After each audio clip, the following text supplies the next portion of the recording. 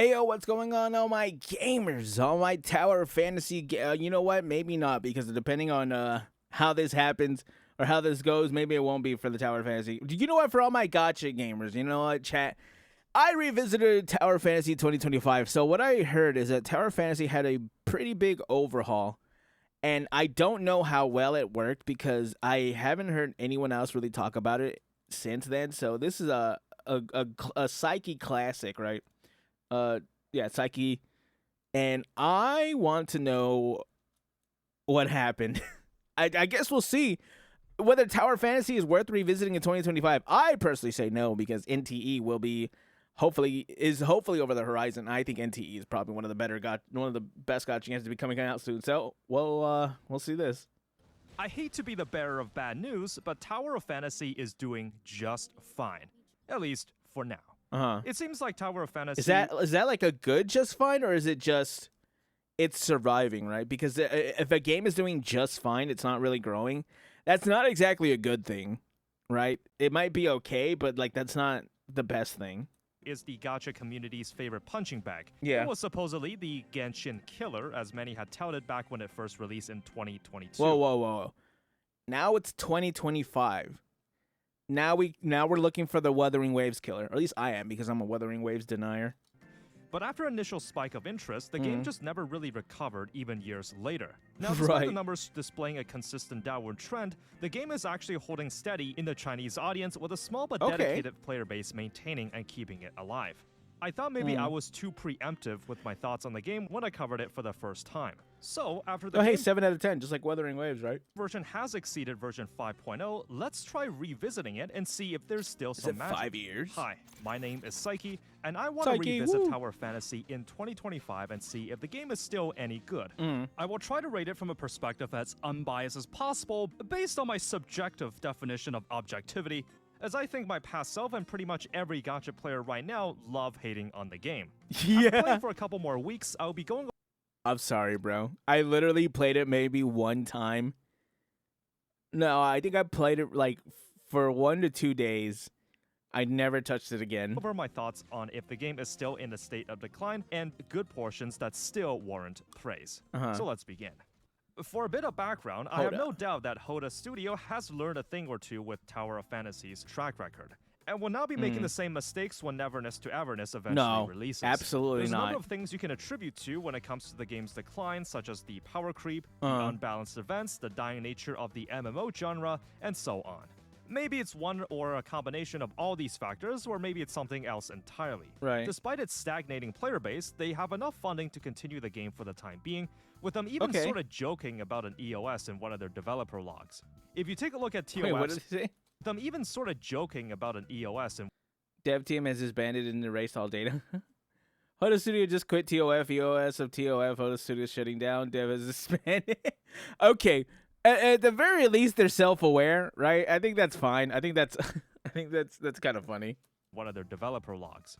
If you take a look at TOF's official Chinese social media pages, such as Bilibili, the subscriber count is about 940,000. That's a lot, and the most recent character trailers can reach 100 to 200,000 marks when it comes to views. The CN side is still doing decently enough.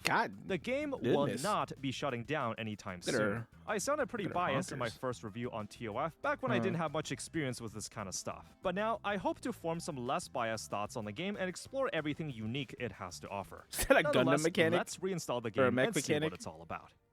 Tower of Fantasy is the only gacha game I played that had a publisher change at some point, and you had to migrate your account so you don't lose it. It was handled by Tencent for a little bit before transferring to Perfect World Games. Damn you, Tencent. Put in my request a while back, except I never got it to work. So I guess I'm just starting over again. Not that I had that much on my first account anyways.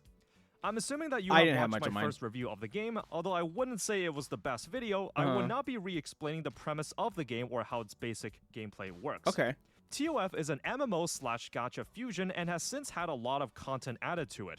The goal with my revisit is to see... I will say, at the very least, if you start TOF today, you will have a lot to do, because you have about like 5 years of game to catch up on, right? You'll have a decent amount of story that'll get you at least a couple, maybe a couple dozen hours, probably. if you continue with it and you enjoy it. So at the very least, you'll enjoy that, right? Do I recommend it? I don't really know. I'm just saying you could do it. See just where the game is now. This is not a formal review, and I certainly wouldn't call my last video a good one either. I will be attempting to engage with as many game elements as it lets me, and will only contain my own experiences as a returning player that played around 10 to 20 hours. You know what's really funny? His character looks like opposite of mine. Only difference is like I had a blue jacket and black hair. So TOF takes the crown for the biggest gacha game I've installed on my hard drive. Okay. Clocking in at just over 84 gigabytes. This is double the size of other big budget. Isn't Genshin like 80 gigabytes? Am I trolling? Gacha games, and I shudder to think how the mobile players are faring. I guess there's just a lot of content in the game. Also, ever since I upgraded my computer and unlocked ray tracing capabilities, I will be setting the in-game graphics to its maximum this time around. Ooh. Whatever footage you see is the game looking at its best. So I should mention this in case people decide to start playing. When you complete the intro chapter, there's a time skip that skips the entire 1.0 story by default, and you can actually go straight to the newest chapters if you want. Really? Since I explored Vera and Domain 9 last year, I thought, what can possibly go wrong? Let's go straight to this new planet called Network? Now, the story is unfortunately the one thing you can't fix, unless the game just completely redoes it at the cost of not developing new content instead. Whatever story is there at launch will be there for as long as the game is in service. Right. Apparently, there's a lot of outdated lore that the story is trying to sweep under the rug. Though something I noticed is that starting with the newest areas isn't the most intuitive to beginners. As you're introduced to many features at once, such as the mecha and the large empty spaces, instead of the easy-to-understand exploration in the starter regions. So I would strongly consider just letting the game play on its own. Going through the story cutscenes, at one point I was... I really hope they at least stop the drip feeding, right? Because that was like the most annoying thing. That legitimately is what was one of the main reasons why I ended up quitting, is like everything was drip feeding, right? It's like, oh, this will unlock in 70 hours or something like that, and I'm just like, no, that's okay. A little confused on where I was supposed to be going, as the waypoint was scattered across the map, and I didn't see any teleport points. It was only after I saw a passageway to a lower level that I learned where to head to the objective. The game surprisingly gave me a free SSR character with a weapon at level 120, plus a good surplus of armor pieces. I thought, alright, I get to play with a cool updated SSR. Those are some pretty decent gifts for a new player. While I can't really follow the story up to this point, I think it's still completely valid to critique its presentation. I like this girl. I don't know who she is, but she kind of reminds me of Helm. Or, God, what's her name? Chat, you know that girl, that blue-haired girl, the anime one, the one that everybody really likes, with like the tattoo on her honkers? Yeah, her. Let's just say, if you care about the story, you probably shouldn't play with the English dub. For example, at this point in the story, I follow a trail of blood and find the NPC Pippin laying on the ground with a sharp object stabbed into his stomach. A harrowing scene indeed. Oh, goodness. And all we can do is listen to its heartfelt, dying words.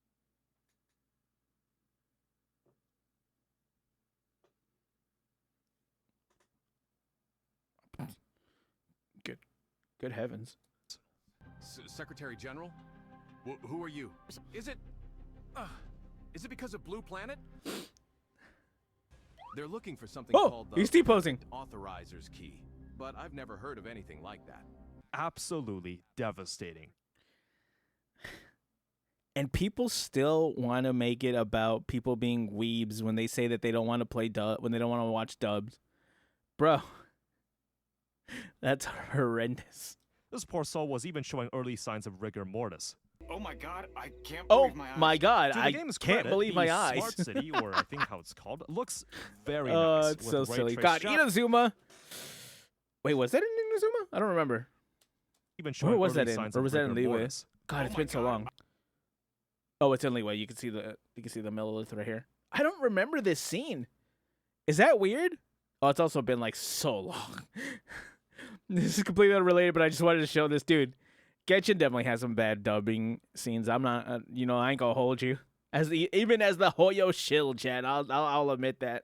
I'll call out Genshin when it does something bad. I can't believe my eyes. Oh my god, I can't believe my Smart eyes. City, or I think how it's called, looks very nice with ray trace shadows. I mean, it's not that hard to be a voice actor. I mean, the only hard thing you have to do is kiss the other VA's asses, and I would rather not do that because they're all a bunch of pricks. realistic waves crashing against the beach, and a wide degree of visual spectacles. I will say, though, I will say this from what I've seen, and it might be just because he has a really good PC. This game is gorgeous, okay? I will give it that. These new areas look really cool. Now, I don't know how it is compared to the rest of the game, because I don't know whether this is just like, this is going to be like same with every other area, right? Whether it's going to be like reuse assets or whatever it is. But it looks cool. It looks really, really nice. Like being able to walk around in these gravity-defying roads. Oh, that's cool. I thought maybe it would have been even better if this character's had a car or something. As I was exploring, I saw an openable chest in the form of an airdrop, except I didn't know how to open it, and the pop-up hints didn't give any useful info. I know there's the thrill of figuring stuff out yourself, but come on, opening a treasure chest? I feel like I shouldn't have to look this up. My brief moment of serenity was cut short when I realized that I was no longer using my OP level 120 SSR, and I was back to using my base character equipped with nothing but my bare fists. I checked my inventory and roster, and I couldn't find her anywhere. So it finally hit me. I didn't get a free SSR. It was only a time temporary. So after being one-shotted by an overworld enemy, I thought, okay, that's really lame, bro. That sucks. I mean, like, it's not like the first time they've done this, and there's definitely games that do this, but like, come on, bro. That's so lame. Why would you do that? God, I made a mistake turning up the world level, didn't I? Guess I gotta revert it. Naturally, I turned down the world level since I thought maybe I overdid it, as I had the free OP SSR. After turning down the world level a couple times, I realized I made a grave error. Why? Every time you wind down the world level, you require the black crystal thing. What's that? Which is the currency needed to pull on the gacha. You have to use primos? You get that punished for being a bitch? Brother! What the hell?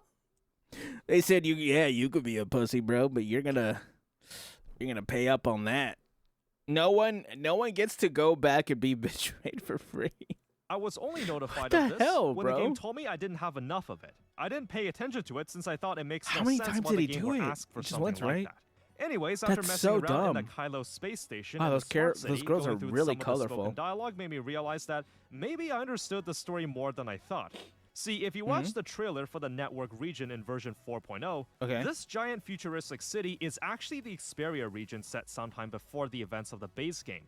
Meaning that if you compare the two at the right angles, you can see just how much change the world has undertaken in its lore. The city features the time period prior to when a catastrophic event happened, and the introduction region is actually, in a way, the game's epilogue. It just ties everything together quite nicely. That's kind of interesting. There's an odd sense of narrative cohesion. I mean, what other open-world gacha game has done a version of an existing region set in the distant past or future? As said before, the presentation of the story... The distant past and future. Does Amphoris count? Because there's a mechanic with Amphorius where you can kind of work with the past. No, that's working with the past. It's not set in the past. You just visit the past. That's not exactly the same thing. But in a way, it might just be like semantics, but I kind of don't want to give it to Amphorius because of that. That's interesting. I guess I've never... I don't know. It can be a bit hit or miss. Some portions are not voice acted, as the game conveniently placing the camera to the protagonist's back to hide their lack of facial animations, and the dialogue cutscenes feeling a little stale. However, there's also quite a lot of content to explore, where you can start any quest line at any time, and if you don't care about the MMO aspects, you can easily get lost in exploring other regions and cracking open its loot. Is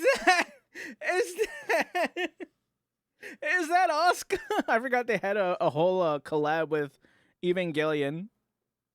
I don't know. I forgot about that, bro. So I was whacking away with my twig.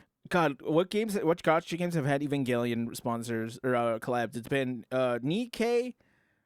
I just had the name in my head. Honkai, Impact Third, and Tower of Fantasy. Those are the three that I know of. Man, Evangelion's really getting a lot of mileage out of that, IP. I remembered. Oh right, you can hold 3 weapons in this game. The ways that you can power up your character gets pretty convoluted, as each new region also introduces some other way to beef up your kit, even if it's indirectly. Like making upgrades to the mech that you pilot in the space regions. This is not including farming certain matrix sets for your weapon, which is basically the relics, but they're obtainable from the gacha. If you're serious about heading into the game, you'll have to take some time figuring out what the upgrades are and how to get the materials for it. To address the issue with power creep, TOF is a game where you'll have to think long-term if you decide to jump in. It's an undeniable truth that newer units win where you'll have to think long-term if you decide to jump in.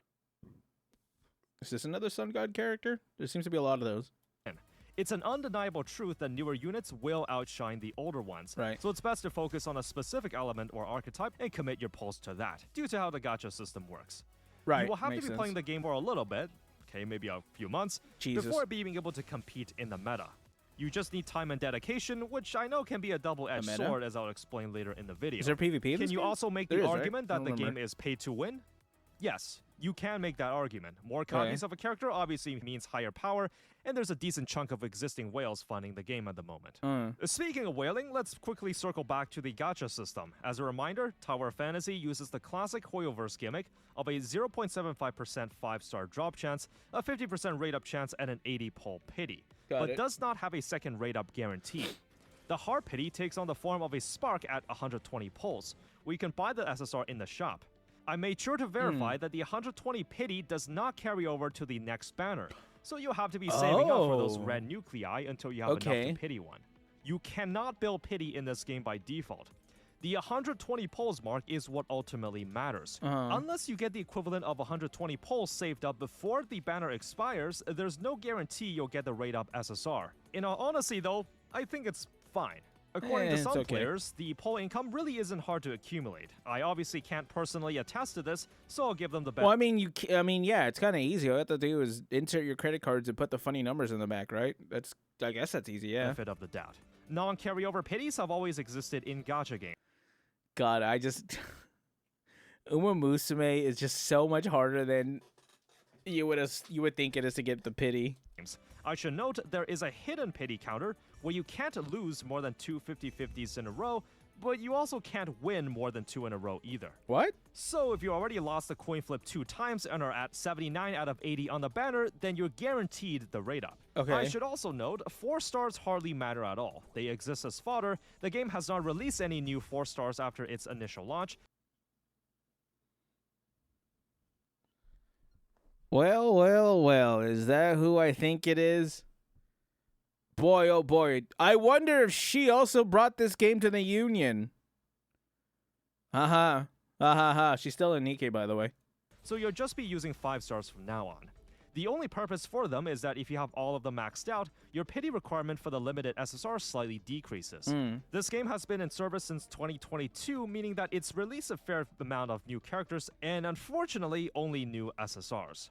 I fear this may be the trend with NTE when that comes out as well. Wait, say that again? 2022, meaning that it's released a fair amount of new characters and unfortunately only new SSRs. I fear this may be the trend with NTE when that comes out as well. I think Honkai Star Rail has definitely brought this kind of trend, and you know, everyone else is kind of starting to do it as well. Like you have Wuthering Waves, who hasn't really brought out a new 4-star in a while. I'm trying to think of who actually is the newest 4-star in Wuthering Waves. I legitimately can't think of it. Where is okay? Let me see. Pride Wind. Let's see, Wuthering Waves. Who is the latest 4-star? I don't know, question mark. Was it Yoo-Hoo? I think? Yeah, there's just not been, they already added Yasuo. There's just not any 4-stars in Wuthering Waves either. There's not one in Honkai Star Rail either. The only ones who are actively adding 4-stars right now, I think, is probably Zenless Zone Zero and Genshin Impact. Zenless Zone Zero already has 2 new 4-stars when it comes to 2.0 in the form of Pan Yinhu and Monoto. Well, given that I unknowingly played during the 3rd anniversary, there was a free selection banner where you can choose an SSR to be on rate up, but the normal rules of the gacha applies. The game gave me around 10 limited pulls on my return. I do know that the game does periodically add SSRs to the permanent pool, but you can only get them on the standard banner, not the limited ones. Huge missed opportunity if you ask me. Losing 50-50s wouldn't suck as much. I got a free SSR from the Scratch Card event and luck sacked this version of Nemesis from the anniversary banner. So why doesn't the game release new 4 stars, and why is every new limited SSR a waifu with big milkers? Well, ignoring this odd sense of What do you mean, why? Because it's a gacha game. What do you mean, why? What do you mean, why? We know why. What? That's not a question. This is if anything, this is the one thing that we're all universally in agreement as to why they do it. This is not the mystery part. This part is set in stone. Deja vu, I almost forgot to mention. A while back, TOF has gone the Snowbrig route, where male characters barely see the light of day, and it introduced a dorm mode where you can become extremely parasocial with its. I hope this happens to Wuthering Waves. I hope you never get another male character again, even though I just saw that Yasuo was being added to it. They seriously need the dorm system, though, for both male and females, because they do that in, what is it called? They do that in Punishing Gray Raven, and I think it would work really. I think Wuthering Waves is just not. They are trying to be too mature, and they are not capitalizing enough on the parasocialism. I'm calling it here. They need it to be more parasocial. It'll bring in a lot more money to the game. Customizations.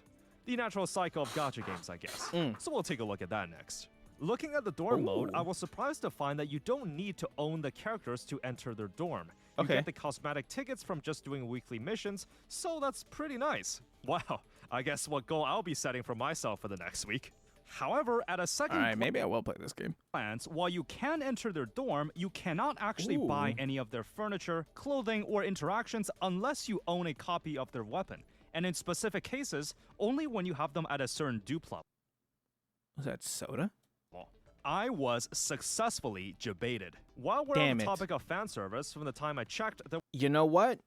It's all starting to make sense, because PvP will only get PvP, and wailing on PvP will only get you so far. Snowbreak Containment Zone showed that if you get a dorm system, and same with Girls Frontline 2, if you get a good dorm system, if you build it, they will come, and then they will get there. Were 4 different skin gachas with summer outfits. Damn, I guess Hoda really wants that dough. Do I have to pay $200 for these? Now, to be completely fair, the system that TOF uses for its skin gacha mirrors PGR, one of the most respected gachas out there. You can use the free earnable currency to pull on the gacha in addition to the paid currency as well. But believe me, back when I reviewed PGR, you bet that there were people that defended this, saying that you can technically save up and get the skin for free. So, if you think the skin gacha in PGR is... Actually, yes, because that's how I did it. I saved up... What skins do I have for free? I have... Even other ones, like the 4-star skins, you can actually get them eventually, right? You can get them for free through the coding shop. I actually have... I just bought Yata's skin, and that one came out like 2 months ago on Global. I just... my chat was like, it's going to come out eventually, so I just saved for it. And the 5-star... The 6-star skins, because it's a 6-star... I have, how many 6-star skins? I have, I think I only have one of them. And it's the Yakuza Crimson Weave. And it was worth every penny that I didn't spend. I just spent it by grinding the game. Okay, then you don't get to criticize this. If you ask me what I think skin gachas are a plague upon this genre of games, regardless of which game it's in and how it's implemented. Skin gachas are... I would have paid so much money for this 2B skin. It is so good. Dude. It's getting really, really bad because the characters I do like in Nikkei are starting to get skins, and I'm starting to pay for it. I was really, really close to doing the what's it called? The Red Rappy summer skin. Gotcha. I was so close. It's really bad. I apologize, Chad. Plague upon this genre of games. Oh my god, bro. The hips that save the hips that save gaming. Regardless of which game it's in and how it's implemented. But hey, just my opinion. As I conclude my brief return to TOF, I think if you still wanted to play today, you still can. Here, I'm going to discuss what I think will be the biggest barriers for new players joining, and where I think the game will go from here. First, it's not a stretch to say that in terms of a Western player base, the game is nowhere near as big as it once was. You can absolutely still jump in today if you wanted to, but there are some things to be aware of. I think the biggest problem the game faces in attracting newcomers is that it's simply too confusing for new players. Okay. Generally, games will introduce you to new mechanics once every couple hours or when you discover them yourself. The thing is that TOF just kind of thrusts everything into you all at once. Ooh, that's not good. to say if you opted all. out of the intro storyline, the game will skip the tutorial missions as well. The game will also skip the 1.0 story by default after the intro chapter, so it becomes pretty hard to comprehend what's happening in the lore. In addition, way too many menus. I recall playing a month last year and still not remembering where certain things are. It shouldn't take you 2 minutes to find what the daily missions are. The MMO aspect of the game also encourages long-term play, which the gacha audience these days may not want. Right. The gacha/MMO blend doesn't really fare well in Hoda's favor, as most players just want one or the other. But basically, due to how the meta and gacha system works, this is a game where if you do ever decide to get into, you're gonna want to be staying long-term. Since power creep and feature creep are natural consequences of its lifespan... I'm one to believe that if it's not a PvP game, then you don't really need to worry about the meta, right? Like, I did this with PGR. I played the characters that I want, and people are like, oh, that's not meta. Well, it's like, I don't really care. Why do I need the meta if I'm playing against myself? And you want to decide on a role to play when you get into the MMO elements, which will take a bit of planning.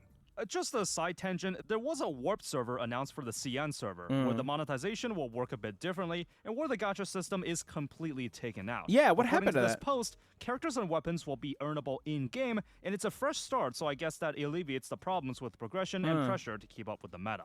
But taking out the gambling? Why would you want to do that? That being said, if you're specifically Shout out to Do It Night Abyss. looking for a gacha and MMO blend, there's a good shot that Tower of Fantasy still fulfills that criteria. There's a wide degree of customization and self-expression, either through a player's avatar or how they play. Undoubtedly, a lot of the uniqueness of TOF comes from your interaction with the community. There's nothing stopping you from playing the game with your buddy while you conquer the different regions, nothing stopping you from engaging in verbal PvP in the world chat. A natural process when a game is losing steam and... Oh my god, bro, I love older women in classic... What is this? China? Is it Japan or is it China? Chinese clothing? cannot replace the players that leave with new ones, a better priority will be to monetize the player base that is still present and to keep them there. Despite everything I talked about, the game still survives due to a dedicated player base in China and will continue to operate for the time being. Right. What Tower of Fantasy's future ultimately hinges on, at least in my opinion, is how well Neverness to Everness performs when that comes out. Given that this is Hoda Studios, after years of experience in the market, I think it's fair to say they have definitely learned a thing or two from TOF. I'll give NTE a fair shot when that comes out as well, though looking at TOF as a whole, the game is admittedly not the highest quality I've seen. The animations lack a high degree of fluidity, the presentation can be pretty iffy at times, and the overall gameplay has that bit of jank you would expect from an MMO, but you can still play and master it. The diverse regions and the extent of the story content the game has to offer can still absolutely provide hundreds of hours of enjoyment. Might not be the most intuitive or technologically impressive, but it's still there, chugging along in the background since 2022, away from prying eyes, and still very much in a playable state. Despite the company's shortcomings, I still look forward to reviewing NTE and seeing if it becomes Hoda Studios' redemption arc. So there we have it, Tower of Fantasy, far from the best gacha game I played, but still pretty fun nonetheless. Although, let me know what you think. Is TOF at least of some interest, or is it doomed to maintain its irrelevancy? If you want to catch more analytical gacha-related content like this, you know what to do. For those that wish to go the extra mile, you can support me for as little as $2 a month on Patreon. In any case, thank you for tuning in to the review. Be sure to spend moderately and have fun out there. I think, in my opinion, I hate his thumbnails. They're so weird, bro. I'm sorry. This Archives one caught me off guard. I wasn't able to pay attention. Let me tab out so I can get my thoughts out. But I definitely think that there are some redeeming qualities that have come after a long time of being a game, right? And a game that they saw wasn't doing well. They thought, and like right now towards the new region, they decided to, do things to bring this game in the right direction. But in my opinion, would I still play this game in big 2025? You know, and it's not big. You're just looking at it the wrong angle, 2025. Probably not, but that's because I'm someone who's insanely hyped for NTE, right? And I have a lot of gacha games that I'm already playing. I can't really add it to the roster. I mean, I've already dropped a Theory Restart just because I just don't have the time to play it. So if you're looking for a game to play in, you know, in moderately sized 2025, I definitely wouldn't say TOF is one of them. I would say just wait for NTE because NTE is just going to blow everything else out of the water. And I think that's going to be Hoda's redemption. But chat, let me know how you guys feel. Comment, like, subscribe, and I'll catch you gamers in the next one. Bye.